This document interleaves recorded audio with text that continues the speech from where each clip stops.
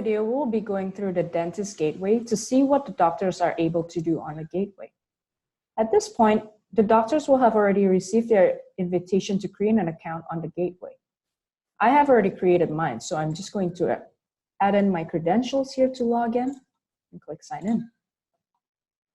This is the first thing that the doctors will be able to see. They will be able to see any invoices or payments, transactions that have already gone through to the lab.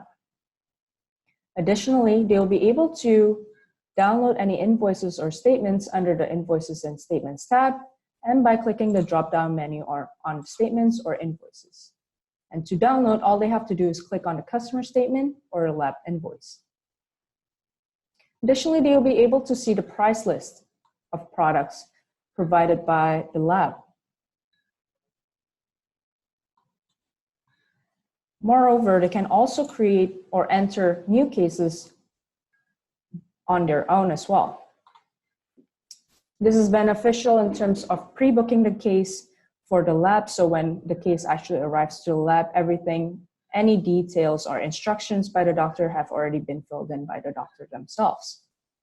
So in the chart number, the dentist will be able to enter in their own internal chart number, patient name, so let's put test, support, and shade can be A2. They have also the option to enter in gender, age, allergies, or medical conditions if they would like to, but it is not required. What is required to be added is the blue box here, which is the send to lab date. This is the date where the case will be sent to the lab. So for example, if I am sending the case in today, I'll put in today's date. The return date will be calculated based on the amount of time the product will be finished, or the amount of time it will take to create the product. So it'll be entered in automatically by the system. Additionally, if the doctors have any instructions to add to the case, they can enter in the instructions here.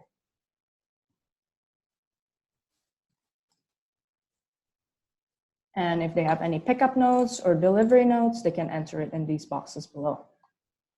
And finally, they can choose which products they would like to send over. So they would like to have it done as PFM, and then click on the tooth number.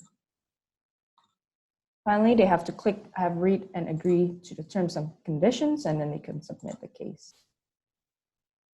And before this case is finalized to be submitted, they have to enter in the patient appointment date. And patient appointment date can go accordingly to the return date as calculated by the computer here.